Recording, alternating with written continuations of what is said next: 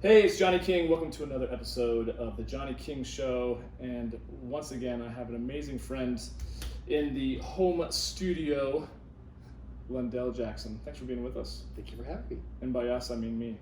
Me and you. Yes. You and me. You and I. And the photographer, videographer, Chakoti. What's up, man? What's up, guys?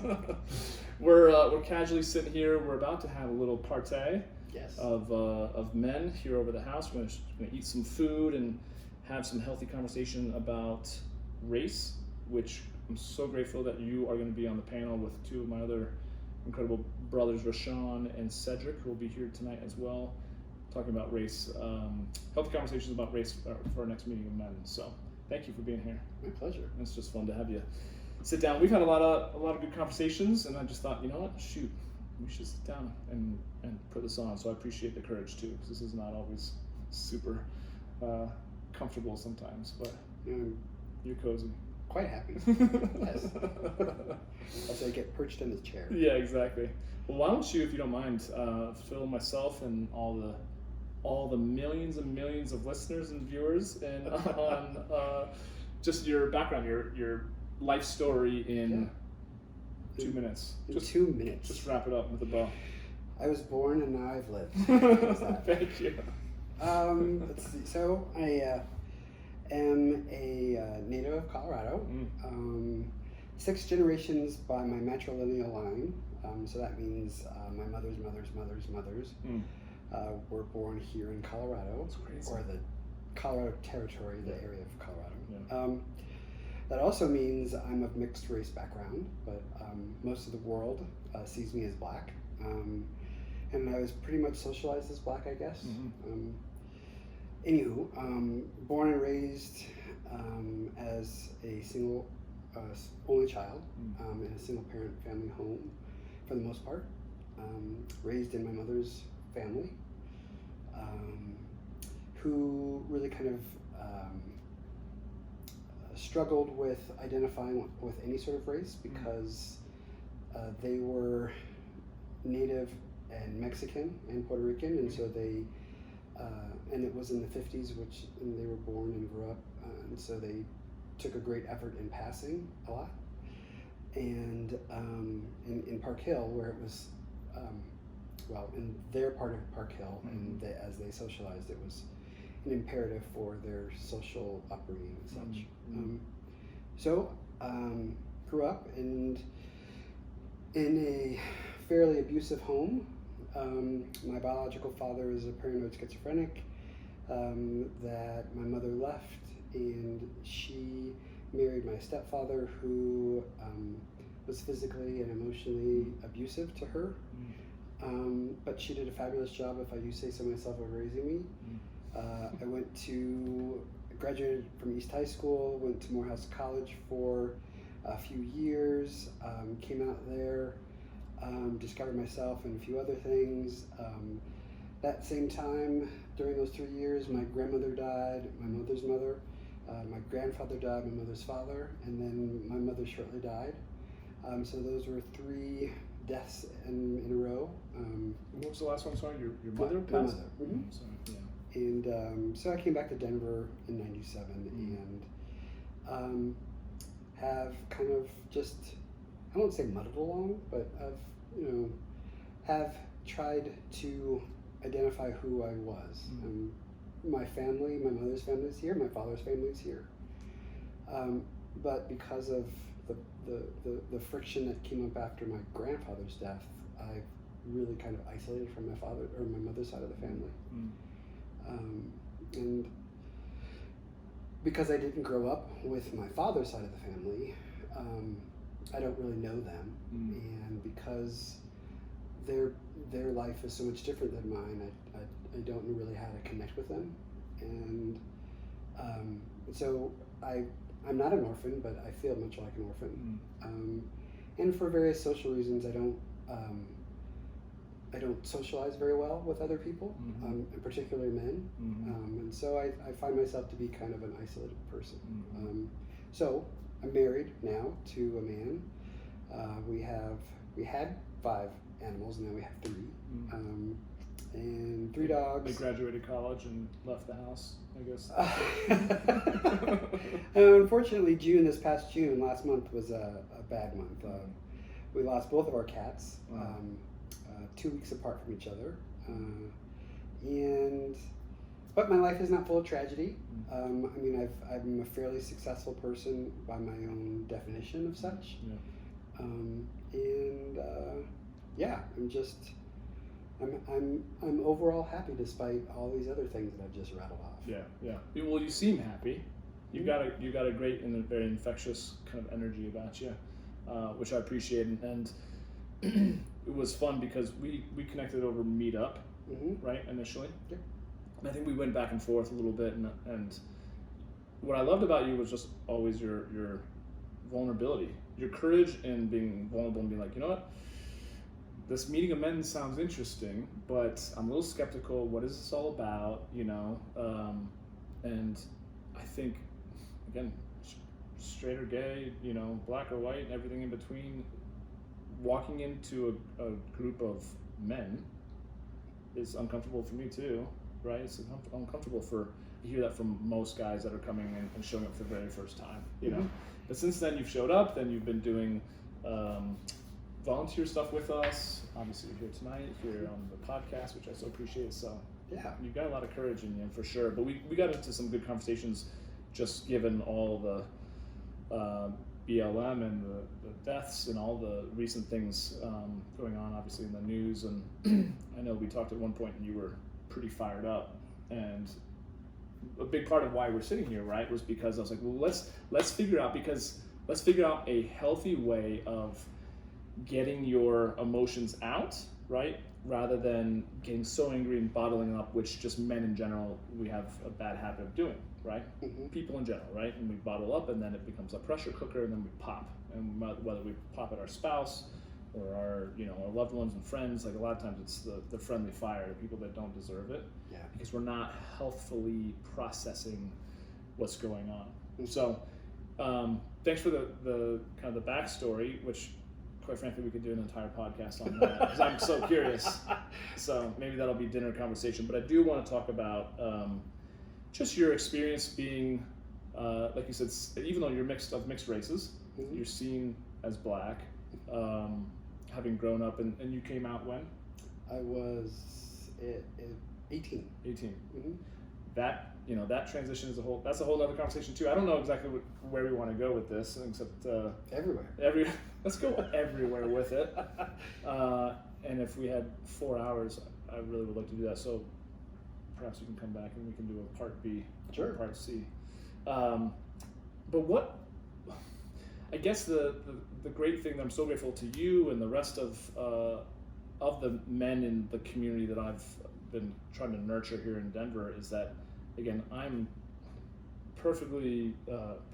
imperfectly transparent in the sense that I don't know, or I know that I don't know a lot, especially when it comes to race. And quite frankly, I grew up in that white privilege bubble of the Midwest in St. Louis, and had that 1 or 2 token black friends in high school and college, and had never really thought to even ask them anything, So I am probably similar to a lot of people who might be listening who are like, I just don't even know what to ask, So that would be one of my first questions is, what are those? Because I think I've noticed there's people that are coming to me who are of lighter skin saying like, I don't even know what to ask to get the conversation started. I'm walking on eggshells. I don't want to say something that's offensive. And yet then I have my black friends who are like, well, why is it always on us to have to educate? Why is it always on us to do, we've been fighting and we've been doing it, and now you do the work, But a lot of times I do know myself and I'm like, I don't even know where to begin. So what are some of those initial questions that I think are there any initial questions that can help people of lighter skin talk to people of darker skin to have healthy conversations around race in general without being offensive and things like that? Well, I think for me now, and that's the first place to start is understand to whom you're talking. Yep. I mean, you just can't walk out to any black or brown person and say, "Hey, do you want to start to have this race True. talk?" True. Yep. You have to really know who it is that you're speaking to, Mhm. and what that relationship looks like. Mm-hmm. And then it's really about just, this is where the vulnerability comes. And it's not about what to ask, it's just asking and having the courage to be vulnerable in that ask and saying, let me back up. And asking, can I ask you this question? Mm-hmm. And being really okay with being told no. Mm-hmm. Because it's to the point of, we as people of color, we as black people, we as black men are tired of always having to have this conversation. Yes. You know, I just had a conversation with a female friend of mine earlier about this conversation today, and we were laughing and talking about it. And I joked with her. I said, "God, having this conversation was just exhausting enough." Mm-hmm. And because it brings up so much of all sorts of things. Mm-hmm. Because as we are talking about whatever that topic is, we are triggered emotionally and physically, psychologically. And because we're triggered, we have to control that so that we don't come across as the angry black person as we attempt to educate you in love. And we realize that when we share this information, more than likely, you will be triggered psychologically, emotionally, and or physically. Yeah. And we have to receive that and prepare to receive that and absorb it and help you deal with it. Right. Or not. It's our choice, Right. really. Right. So it's setting that container. Mm-hmm. It's setting that container of, you know, who is it that we're asking the question to? Asking permission. You know, can we have that talk? You know, and it's not, you know, let's go for and have a good time. Let's have a few drinks or beers. Oh, hey, you want to have a race discussion tonight? Yeah. No, that's probably not the way to do it. Right. It's kind of being methodical and planning. You know, like tonight. Mm-hmm. It's, you know, hey, 3 days from now, let's have an intentional conversation around race. Mm-hmm. I don't expect you, black or brown person, to facilitate and lead and share this conversation. Me as a non-black person, I'll come up with some questions, and I would love for you to kind of guide the conversation. Mm-hmm. Be our fact checker of sorts, our referee of sorts. And see how that person feels about it. I mean, I can only speak for myself, and that's another piece, is that all of us have a very different experience. And that's because of the intersectionality of it all. And I hate that word, but it's a word, and it's a real thing. You know, I come at it as a mixed, light-skinned, gay, black man raised by a woman who was mixed, you know, blah, blah, blah, blah, blah.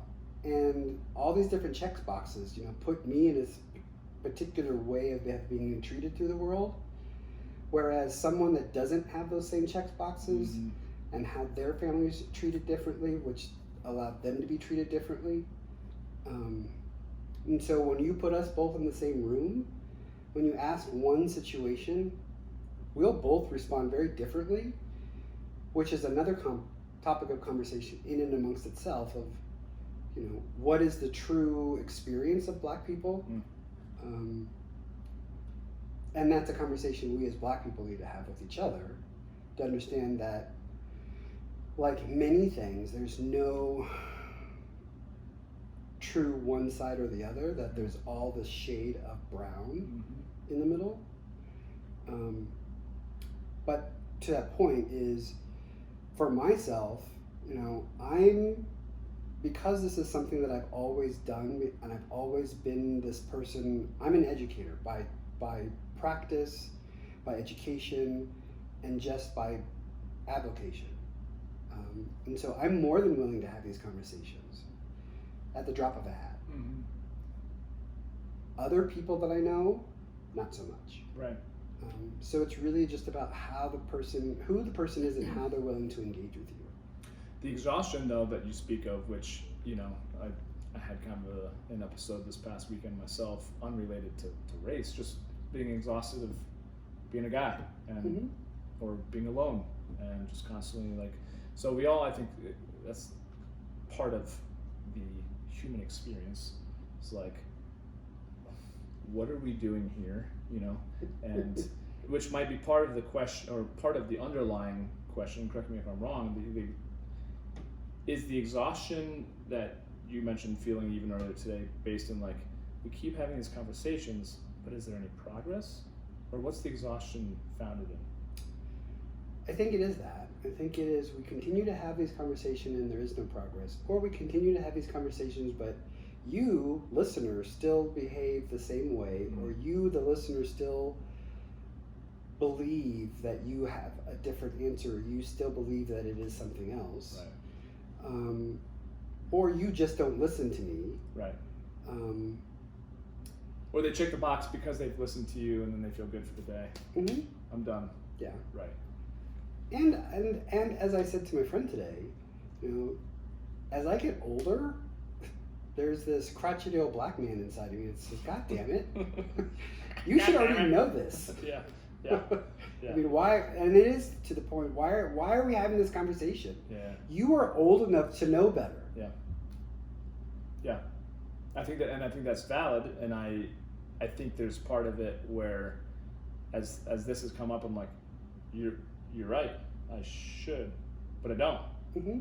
So, okay, not to shame myself for it, but doing what I can to educate myself, which is a big part of why I'm, like I said, just getting a lot of good guys together tonight and having the Meeting Men, and even last month's I thought Meeting Men was really powerful too, but just keeping this at the forefront and not just letting it die out and wait till another innocent guy gets killed, right? For things to, it's just like, how many times are we going to see the cyclical behaviors done until something changes, but I think it's a big conversation to have, and I think it overwhelms people with I don't know what to do to change it, and I think it has to be broken down to what can you do as an individual, because it seems like such a big systemic issue that it is overwhelming. We're like, oh, I can't do anything to change it, but that is the problem. That right there, that thought is why it perpetuates inaction, right? Yeah, I mean, because I'm a nerd like that. I mean, it's I when I was thinking about it today, I break it down kind of. There's this thing in program planning called a logic model, and to prove efficacy towards the end of a logic model, the evaluation metrics, and we look at short-term, mid-term, and long-term outcomes that produce impact, total impact.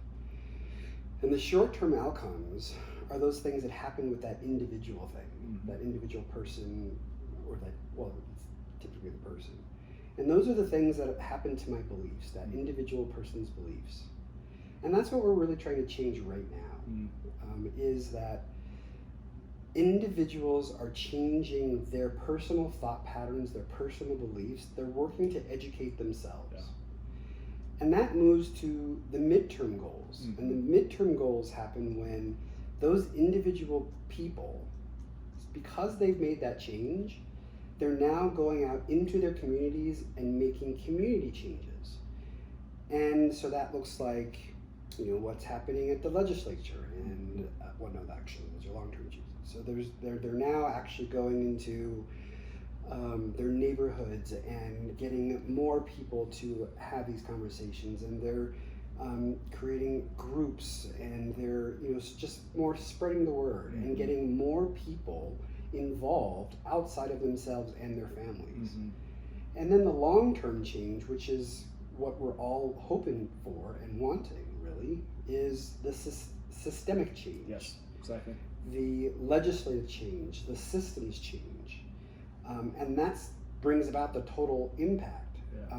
And so when someone says that, "Oh, this is just too big for me," well, yeah, we don't expect you, single person, to go write a new law or go sit in some council and do something there, unless you want to. What we want you to do, what I want you to do, is challenge your beliefs. When true experience, and this is one thing that I know I have to work on, because bias happens two ways. Right.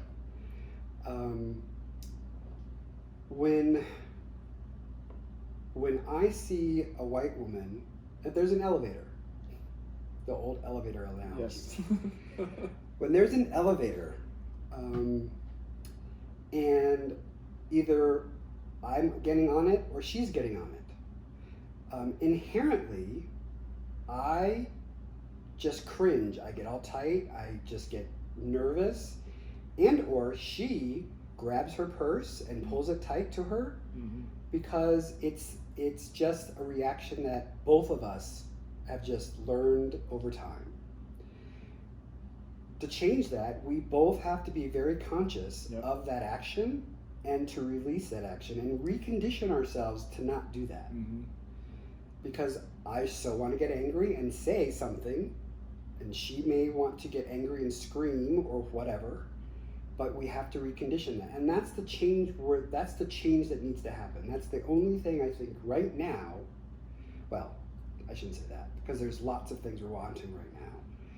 But as for the individual who says that it's so big I can't make any change, Yes. it is that one piece of how do I react when I see a person of color? What is the thought that happens that crosses my mind when I see that person of color?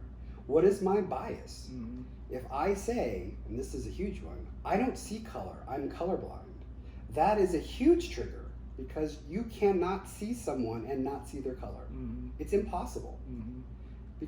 And when you see them and you say you're colorblind, what are you really thinking? Why do you not want to see their color? And so those are things that individuals really need to begin to work on to go to and will never be a post-racist world. I mean, racism will always exist. It's how well can we get along, quite honestly. Well, and I think this so much of what I've noticed over the years too, in regards to kind of piggyback on that, is people say, well, I'm non-judgmental. I don't judge, I don't want them to feel judged. And it's like, ultimately I feel like we as human beings are built to judge, it's what keeps us from harm's way.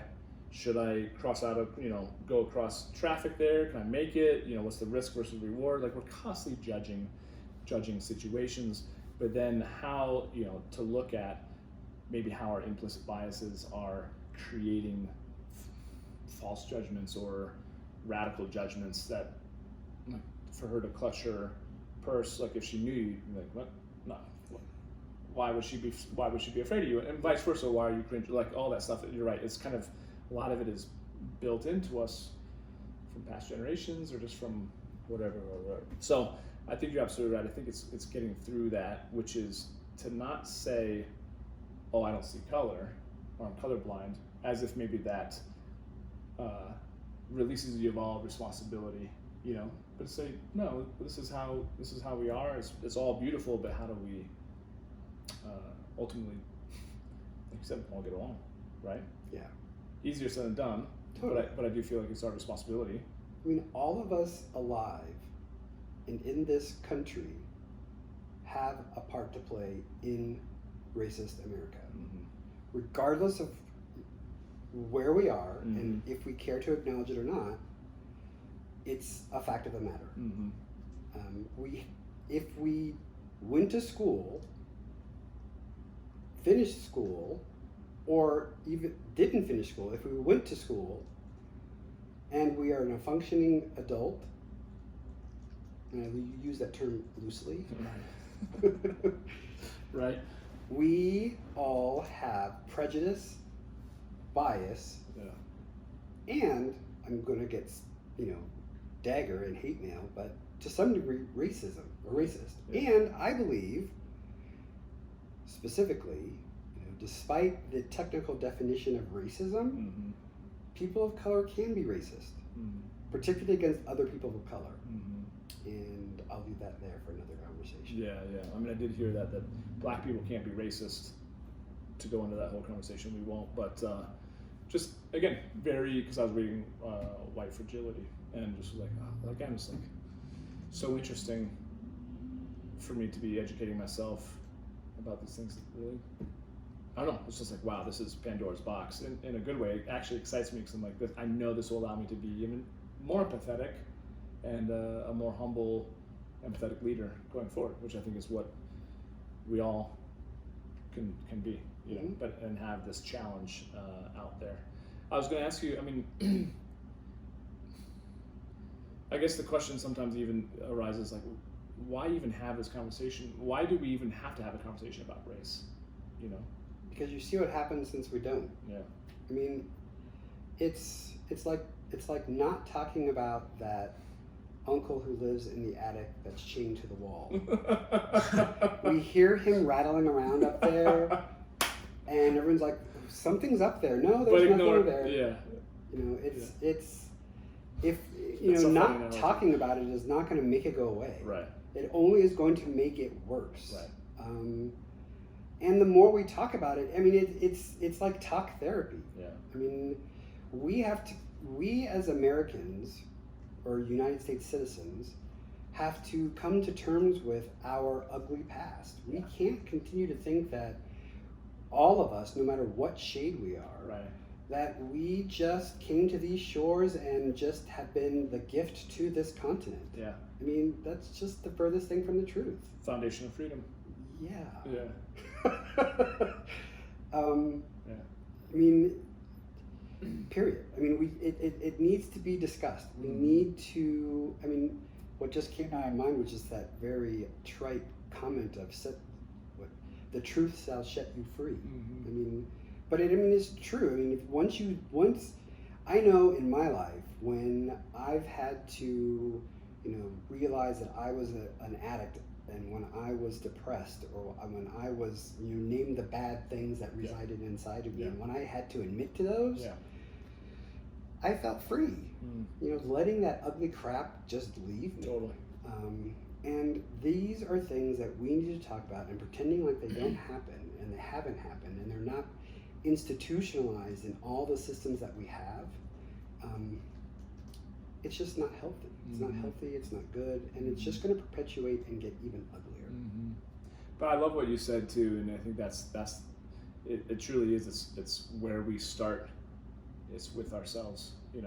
The book that I'm writing is kind of like I've got 3 different spheres. The first sphere is all about your own personal beliefs, your mental health, your physical health, your spiritual health, but like nothing else can change above that unless that changes. And it's the same type of thing. It's like it's really not that challenging to, go buy a book, or to watch a Netflix documentary, or to have a conversation. And I think that is the challenge. That has been the challenge, truthfully, for me, in the past, is I just haven't had any black friends to put a face to the pain, put a face to the. Otherwise, there's always just like, CNN on the other side of the TV screen, and it's just very easy to desensitize ourselves, especially with everything that we see on social media. There's a part of you that's kind of like, is that really, like, there's so much of us that I feel like, I'll just speak for myself, just a lot of lack of trust with what I see. So unless I have these conversations, which certainly takes effort and planning, but then I'm part of the problem if I'm not part of the solution. Opening myself to more hate mail, there's, it is similar to gay marriage. The more, the gay community could not accomplish what we accomplished by ourselves. We needed allies, straight allies. And it wasn't until more people realized that they knew a brother, sister, aunt, uncle, mother, father, cousin, best friend twice removed that was gay and loved someone and was being discriminated against, that they then changed their mind. Now, it's easier to not know that someone is gay because that's just not something that you can just see. Right.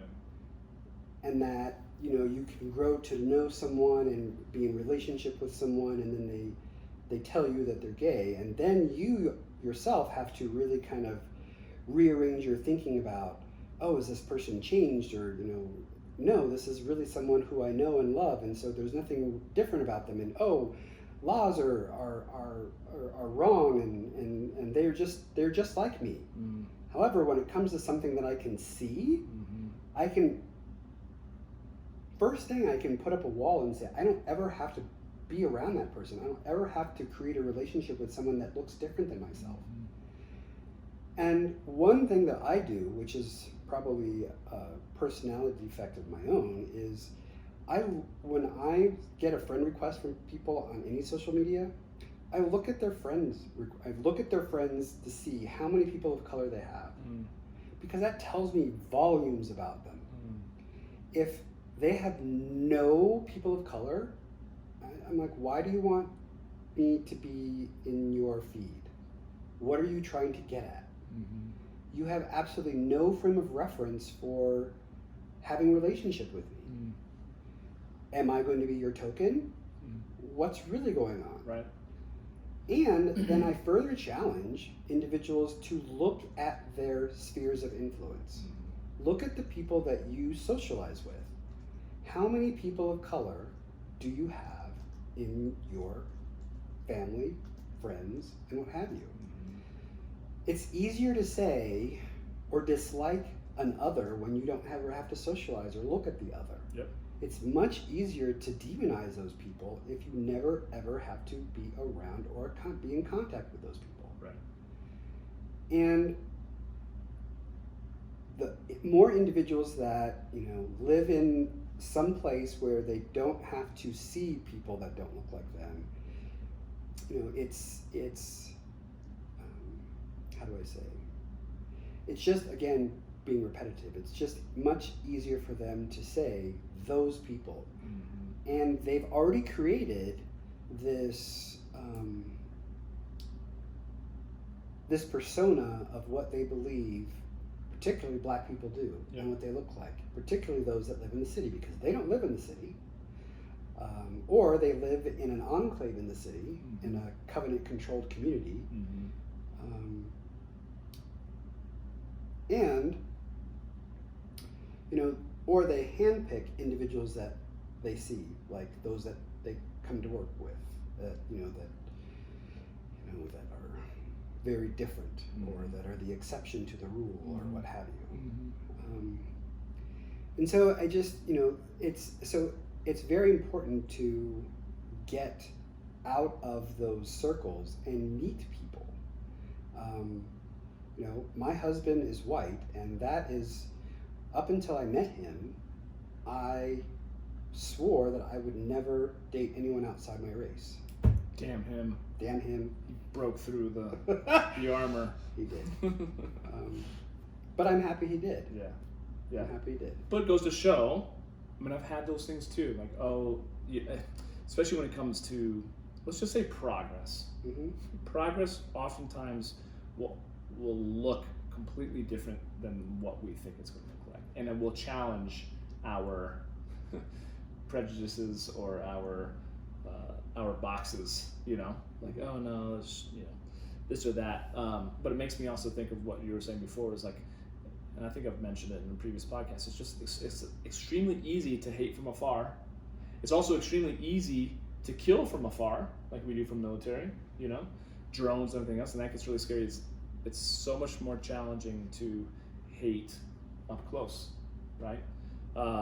And I think it's one of those things where that is a big part of why this has hit me in such a different way, and I have so much more, because I love you, I love all the guys that are coming over tonight, all the guys in general, every, like I said, shade of skin color that I've met, that I'm so grateful to have as friends here in Denver and around the world. But it does make it a lot more impactful because of, again, your courage to make your way into my circle of influence, and then just to be you.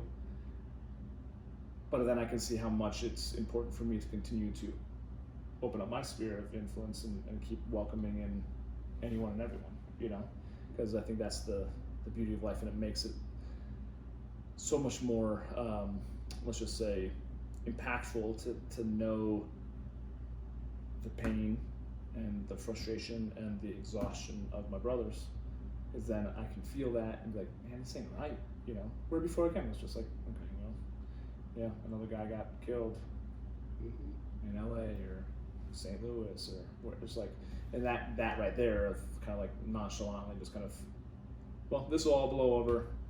What's the next hashtag movement, right? Yeah. But all of them they're going to keep coming up, right?